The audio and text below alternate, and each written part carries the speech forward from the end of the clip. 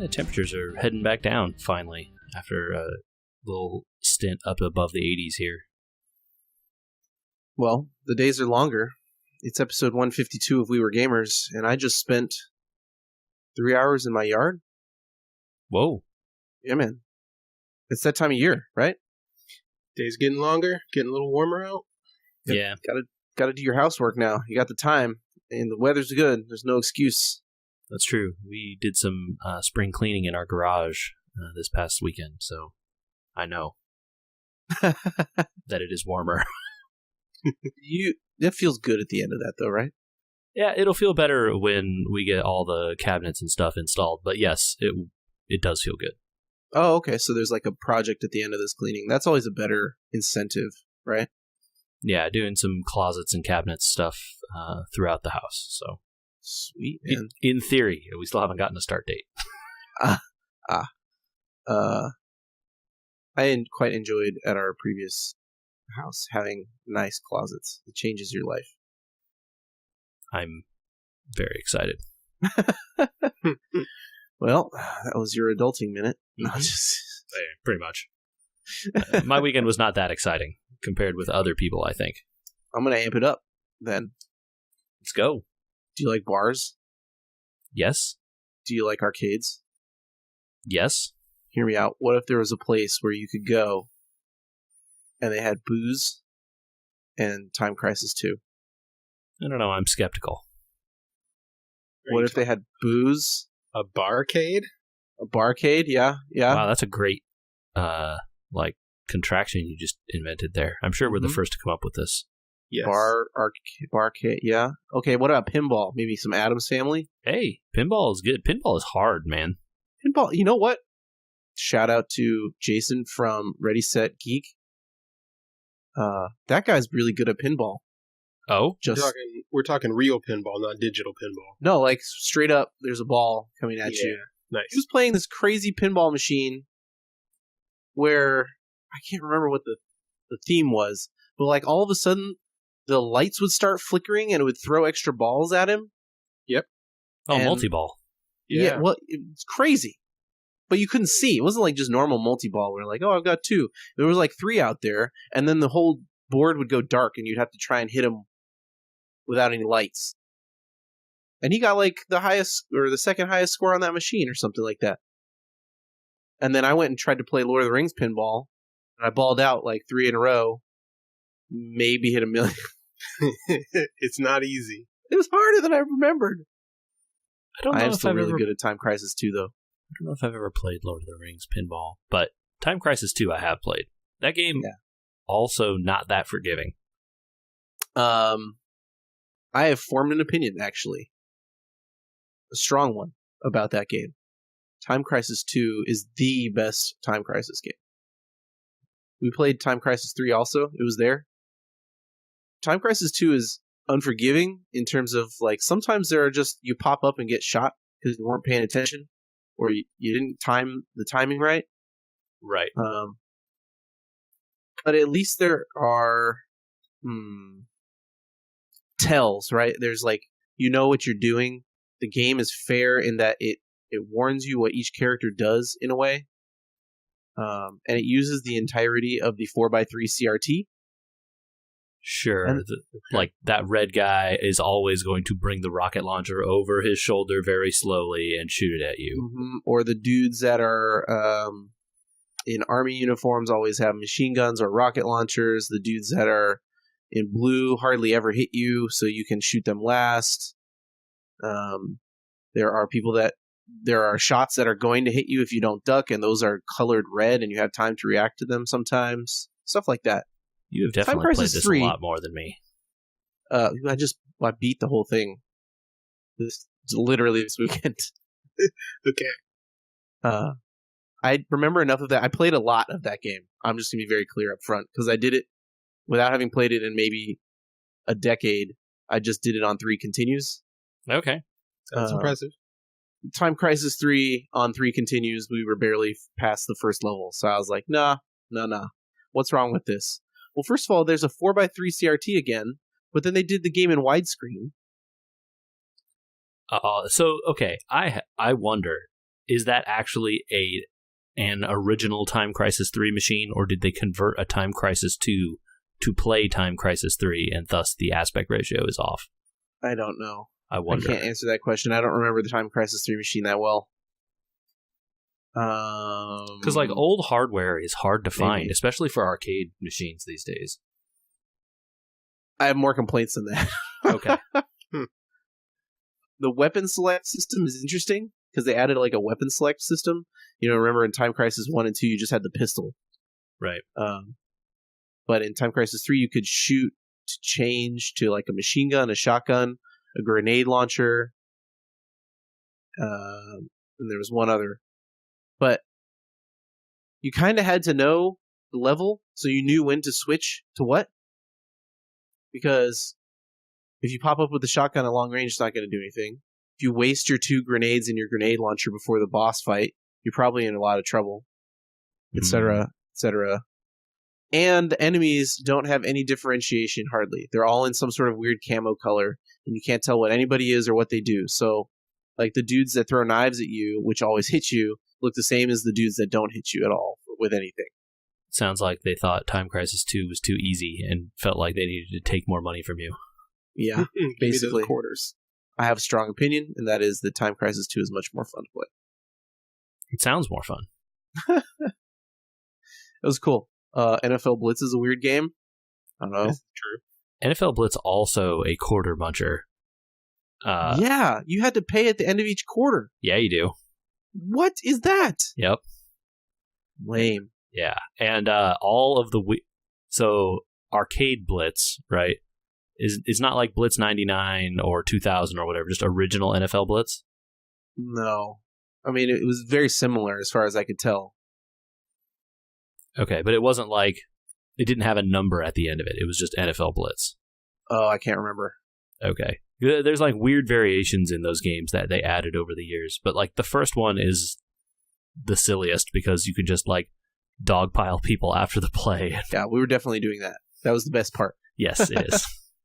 Football is whatever. Yeah.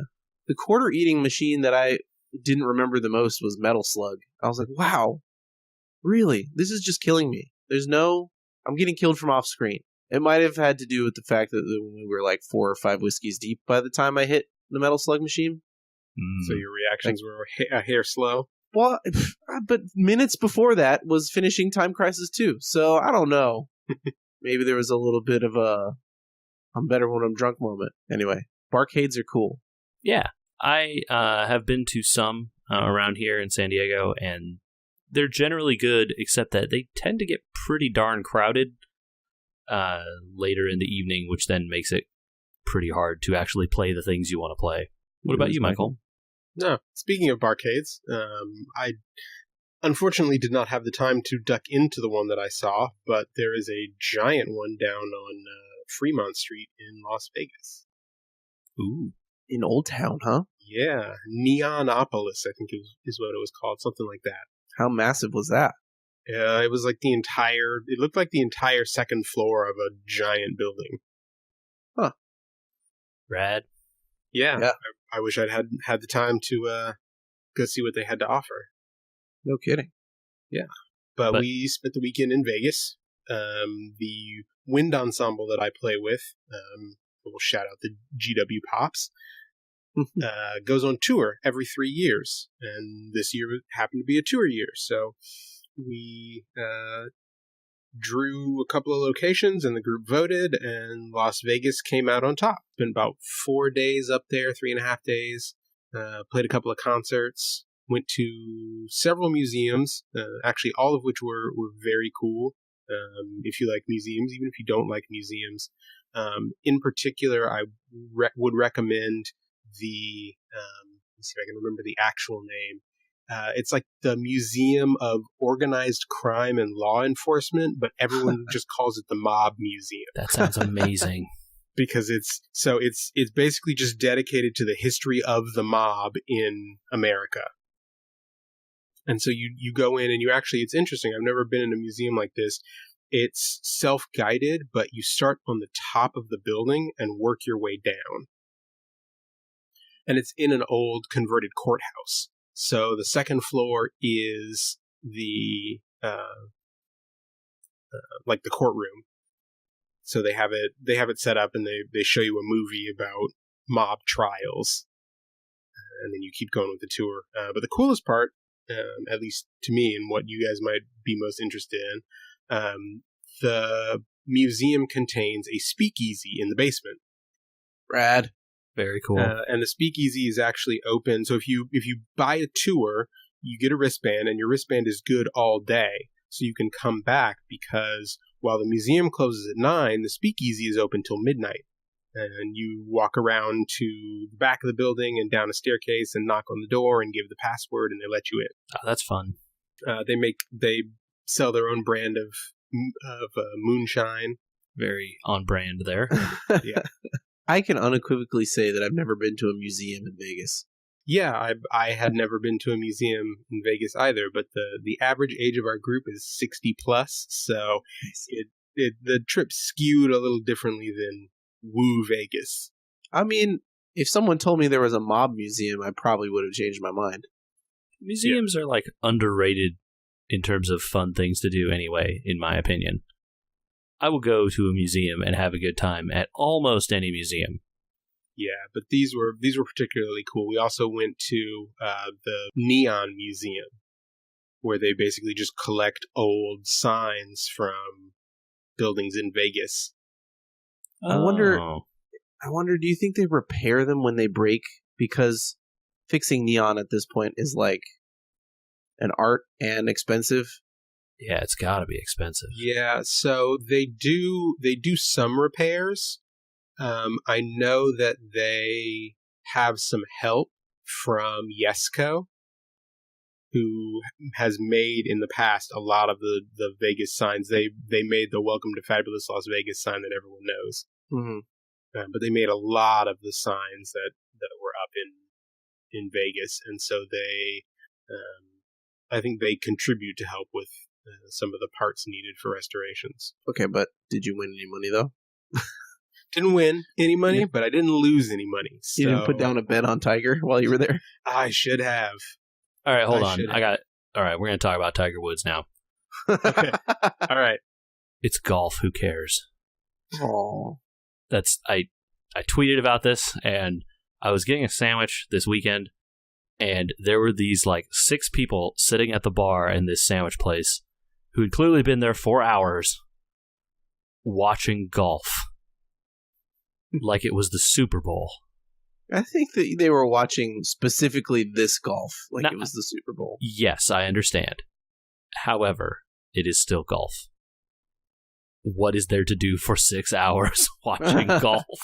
Like, I get it. It takes a long time to play around at golf, but man.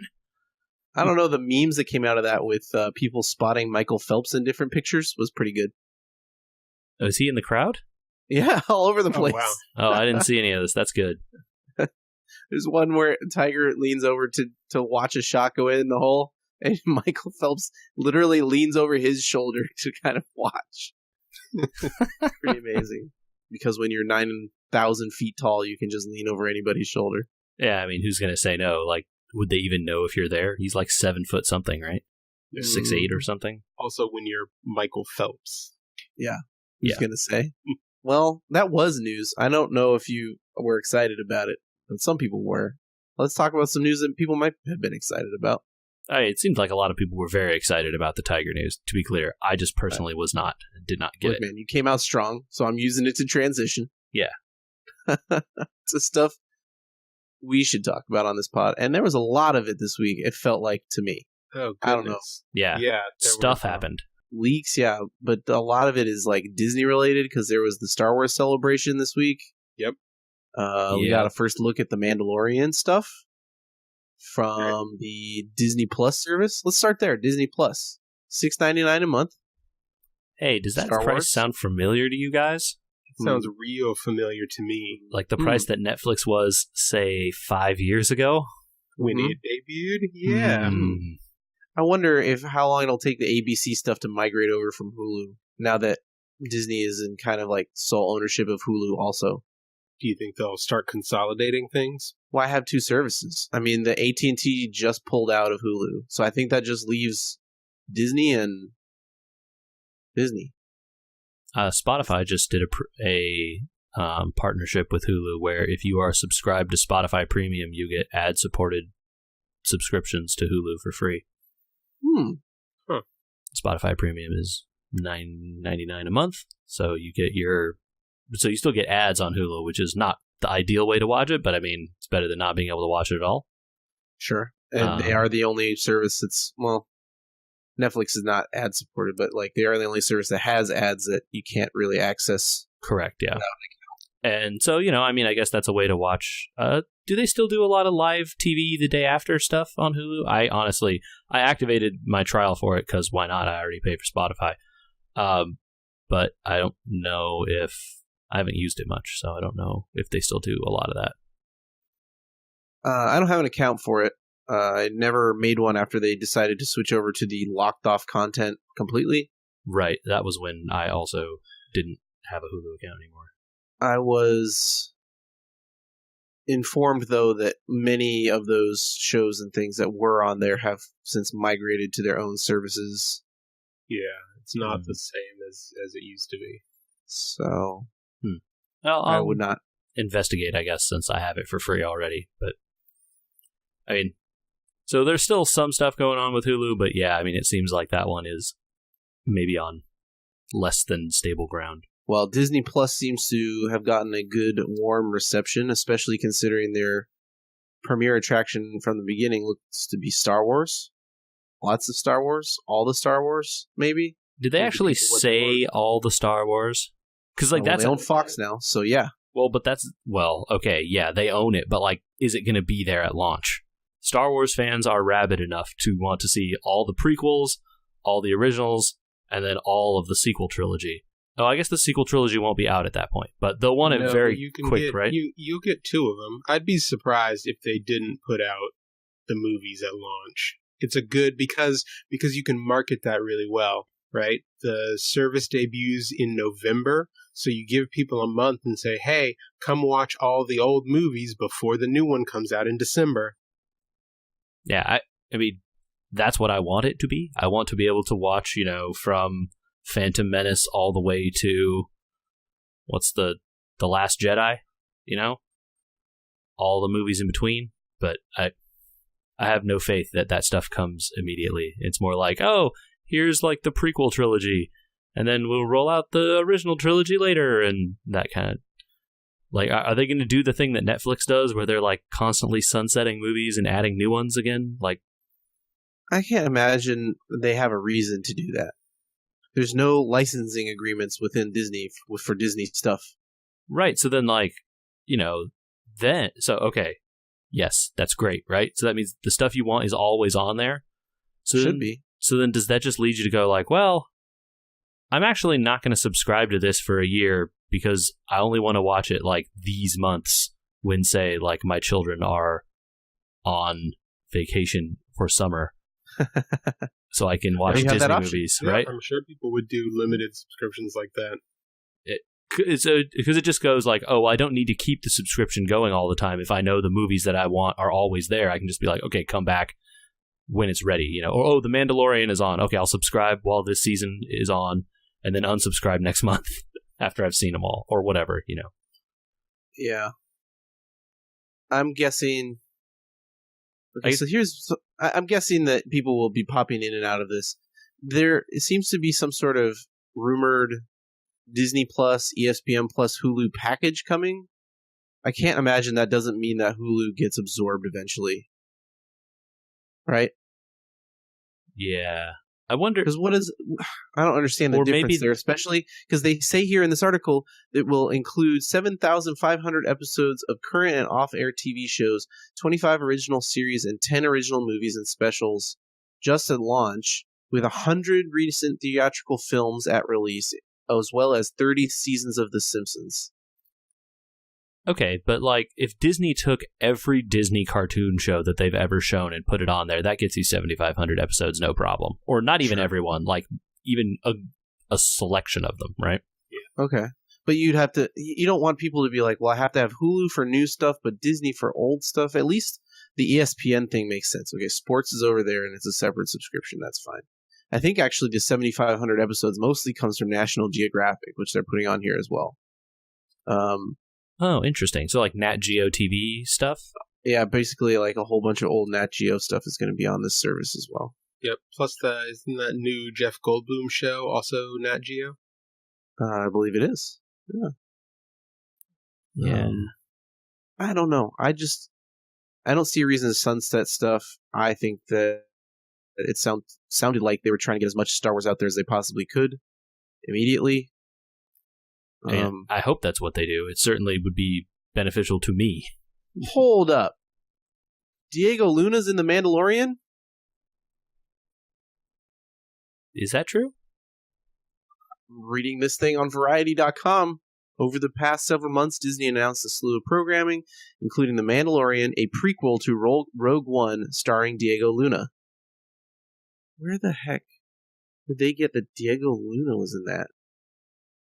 Doesn't make any sense. Send a correction to Variety. No, hold on. Bad punctuation. They used a comma here when they probably meant to use a semicolon. Right? Did they comma splice? Maybe. Yeah, because then I'm finding another article that says he's going to do his role as Cassian for a show. So, that sounds separate. Well, maybe he's like a in one episode kind of thing. Well, he's... Spoilers for Rogue One. There's no way he's around after Return of the Jedi. Oh, right. Yes. Yeah. Fair enough. I had forgotten we said that. Yeah, that's hard no on that one. So it sounds like he's getting his own show, which is great. Well deserved. Rogue One, maybe my Star Wars film of the last decade. Yeah, I like Rogue One quite a bit. Yeah. Certainly we still need to do that ranking, by the way. Ooh, yeah. We need to do it. All right, well, let's get off this and talk about Star Wars movies. Yeah. Hey, they announced that at the same celebration where they talked about this Mandalorian show, there was a trailer for Star Wars 9, which is titled The Rise of Skywalker. What? I'm going to sit back and drink this tea here and try not to comment and wait and see if anyone has any opinions that are much calmer than mine. What are they doing? I've never been a fan of this series of things, and I want to be clear up front, it's not the actors. The actors are good. And the performances have generally been good. But yep, I feel like the scripts they've been given to work with are just like dog pile thrown together at the last minute and then cut apart and thrown back together again, and just literally every idea they threw into a jumbled heap, acted them all out, and hoped that someone could make a movie out of it in the edit room. And to be fair, a lot of movie making happenings in the editing room, right? Like there's some of the behind the scenes features on Rogue One, which you just admitted was a movie you really liked, right? Is that movie changed completely once it went into editing, essentially? Same thing with Han Solo's movie when Ron Howard came in. He reshot a bunch and then lots of it. Yeah, they reshot it, but he salvaged what they had in the edit room before they reshot, so he knew what he was going to go shoot, right? And reshoots happen with relative frequency these days. It didn't used to be as much as it is now, but it's a fact of life, I think, that studios plan for to some degree. I don't know about the degree that it happened in Rogue One, but some degree, right? So, there's editing. The movie can change the vision once you see on the film what you get and, the idea, but I don't know what they're doing with this. And to be fair, that trailer for Rise of Skywalker looks very good. It was cool. You hear the Emperor's voice and a bunch of stuff. Very exciting. Jumps over a TIE fighter on the ground, which seems weird, but okay. I just, it stems from the title, right? Where you just don't know where to start because you're like, what? Well, this is the last movie in a trilogy talking about the rise of something. Well, so it's one of those things that to me, it seems like it's either one of two things, right? Like they either didn't think it through enough, and it's way too obvious, or they think that they're being way cleverer than it came off. Okay, we just have to throw the theories out there, right? Because otherwise we can't talk about the rest of this. Yes. I mean, very clearly... Spoilers for a trailer. Spoilers for a trailer and 2 previous films that we've already talked about on this show. Yeah, and are over a year old. You don't make a 2-movie mystery and then blow it with the title, right? Yeah, so in theory... If the mystery here... If the title of this movie is Rey's parents are Skywalkers, what are they doing? And so you have to assume...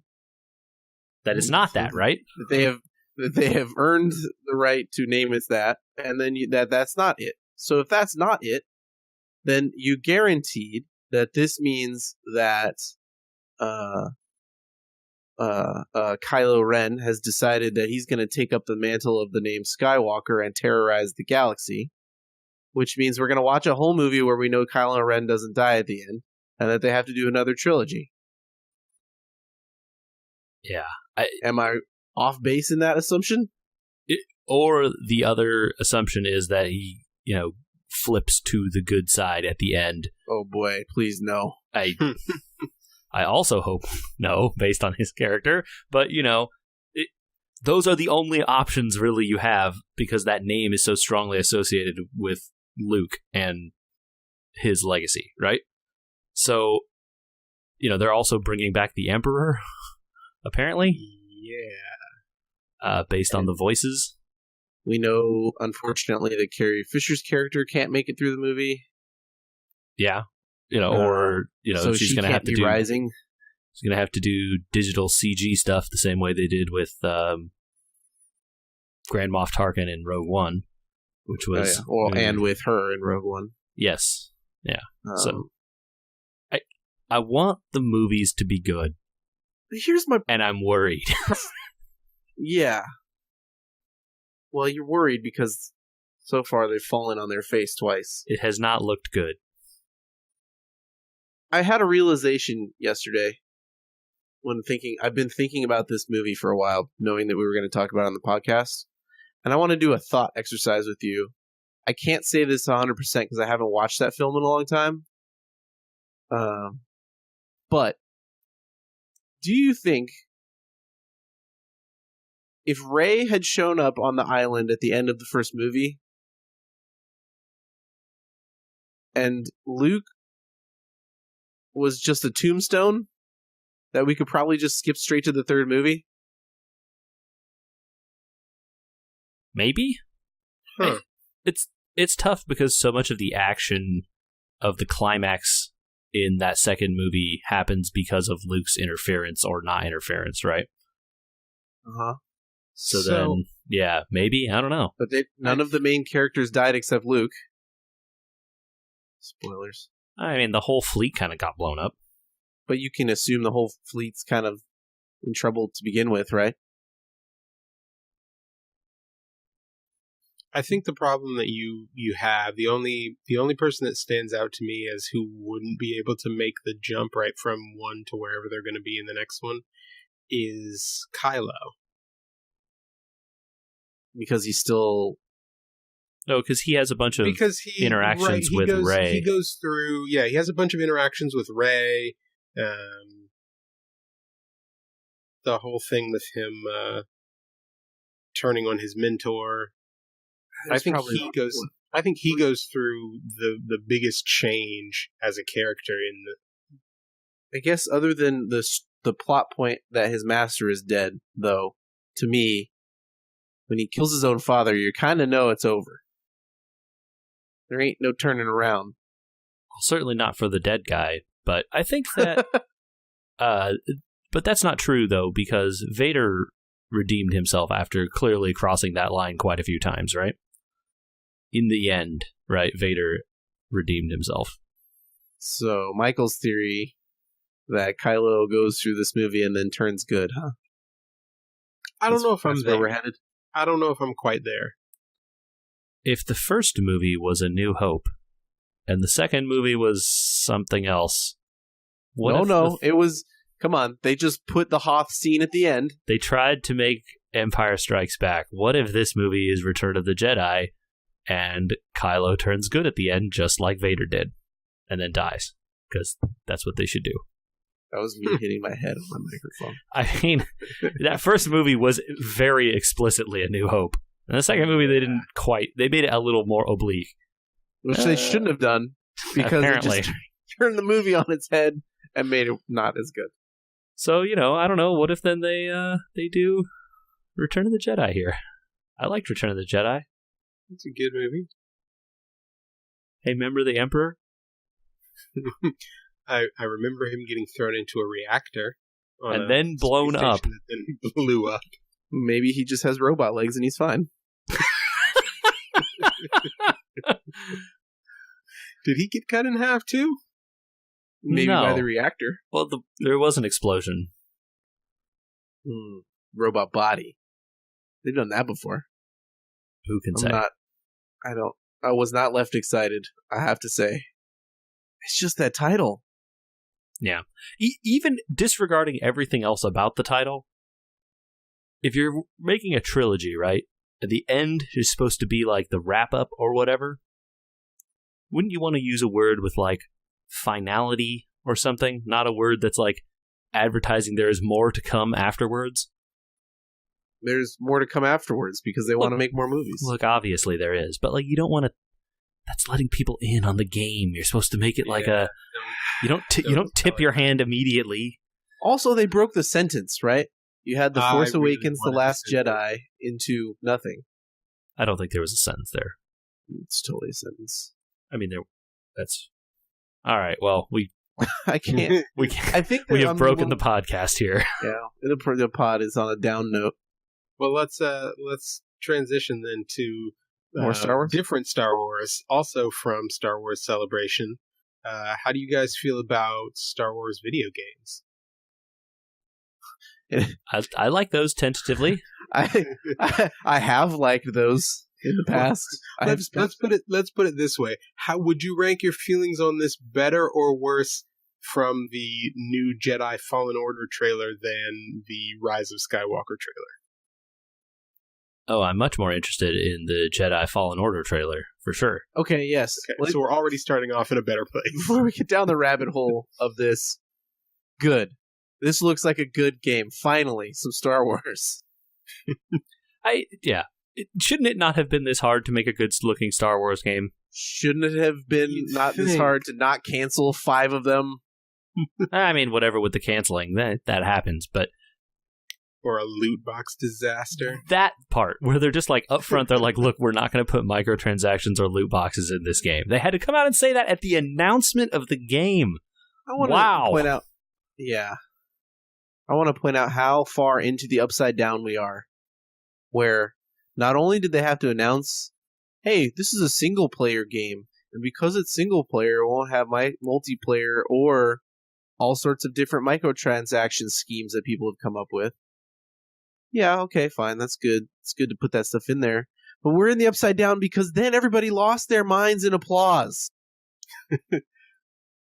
Well, after the we're this disaster far- of Battlefront 2, right? Like, Forget Battlefront 2. Well, I think We're it's so just- far into this is the way you make games, because every single game that comes out on mobile or whatever, except for a Nintendo Switch, has to be funded because they can't charge more than $60 by just all these types of schemes of systems, like even the Lord of the Rings games, which had no business having microtransactions in them, ended up with microtransactions, and everyone loses their mind because EA says, "Oh, we're just putting out a single player game and there's nothing left in it," and that's applause worthy. What are we doing? I mean, people don't want that stuff, and someone says they're not including it. People can't be happy? Shouldn't we just assume that if you're making a single player game, we can just buy it and play it? Clearly not, right? I was going to say, I don't know if that's a safe assumption anymore. They pointedly didn't say they wouldn't sell DLC, though, so maybe there will still be, like, downloadable missions or expansions or something. Of course there will be DLC. That's fine. DLC makes sense to me. Hey, we made this extra thing. Enjoy it by paying money for it, or don't. Right? We made a sub-game. You don't need it. You played the game already. You want to play more of the game? Pay us more money. Fine. At least they did it, you know? They did do it. But if I want to change my lightsaber color, I'm not paying $2.99 for it. Come on, that's very... I was going to say, that's very important. The purple one's more, yeah. Yeah. Oh. Yeah. Okay.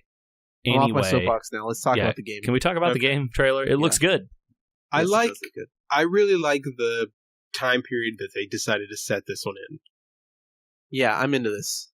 And which I guess the amount of time they spent on cinematics, maybe, you know? Mm-hmm. To be clear, this is set in the time period of like after the prequel trilogy, but before New Hope, kind of. Yes. Right. So, and a little bit before maybe Rogue One, I think. Yeah. I would, because I guess there's a decent period of time there from the end of. Gosh, what was the last one? Oh my gosh, how can I not remember? It was Attack of the Clone, Revenge of the Sith, and then New Hope. Right, there's like a period of years where Vader grows up in there. So Rogue One is like pretty darn immediate from Rogue One into New Hope. Yeah. I don't know that he's doing much growing in between those movies. But you know what I mean. Aging. They imply kind of with Rogue One and like this new series is giving you a little bit of history on him, that between those movies he just sort of went into like solitude on a planet and sulked for a while. I'm sure there will be one of the TV shows or one of the comics or movies or something will go into what he was doing during that time, because Darth Vader is a very popular character. Yeah, you can be absolutely certain of that there will be at some point a movie about in between those two movies. Yeah, what did he do to help bring down the galaxy? I think the comics have already, because there's a Darth Vader comic, and I'm pretty sure that it has already explored that time period. You are correct, sir. Yeah. But as we know, comics, Marvel, and things tying together when you think they should. Their continuity can be whisked away with a sentence in a blog post, so don't rely on them. Star Wars used to be, very, very into the idea of things being canon. And so if it happened somewhere, then it happened somewhere else, right? But that was because there were 3 movies and then the rest of it was outside of that. And even when there were 6 movies, you could still get away with a lot of that because there was so much time that those movies didn't cover. Yeah. And then in comes the canon police, and they just go, no! All this stuff is exiled, and you never hear from it again.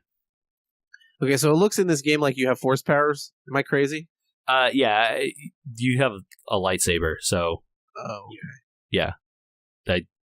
I believe they're kind of like implying that you're like a secret Jedi or something, undercover doing God knows what. Did you not want to be a Jedi there, Andrew? The main character was a Padawan who survived Order 66. I'm not opposed to being a Jedi again. It's hard. Sometimes games with lightsabers can be bad, just from a controls perspective. Yeah. But, the Force Unleashed games did it pretty well, overall. I was going to point to those games and say those ones are pretty good, So if the control scheme is roughly similar, and they spent a good amount of time making the story a good story, which... Well, this is from based on that cinematic, it seems like it. This is from the studio that made the Titanfall games, and those games are pretty good. So yes. Nice. First-person shooter, though, so I guess not maybe the same thing. Although I guess we don't know if it's a first-person game. They didn't really say.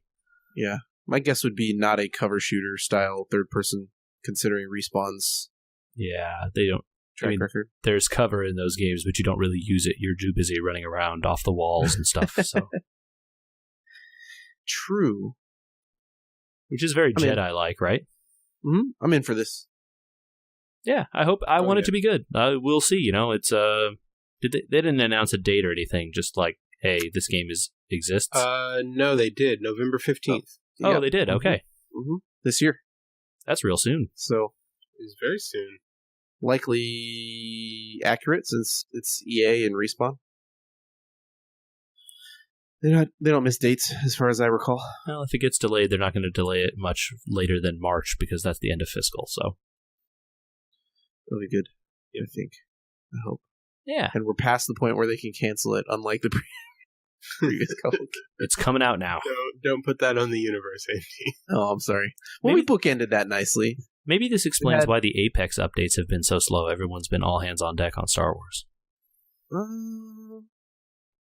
Do you think? I would guess that Respawn has just sort of split at this point because the Apex is doing well enough that they probably need. Oh, I mean, they've been a team to just 2-game. be- They've been a 2-game studio for quite a while. So like, that's just my like wishful thinking that they would update Apex more. Okay. I see. No, we bookended that, right? We were excited about Disney Plus and Star Wars on Disney Plus. Then we had a little sandwich problem in the middle, and now we're excited about this game. The Mandalorian could be good, though. I don't know. No, I think Mandalorian will be good, and No. the Diego Luna thing will be good. No, that wasn't the low part. The low part was not. Right, yes. Yeah. Let's talk, big screen in the middle there, and slipped on the banana. Speaking of slipping on the banana, what is PlayStation doing? Hey, they have finally let you change your name on the PlayStation Network. Yeah, that was a thing that you could never do.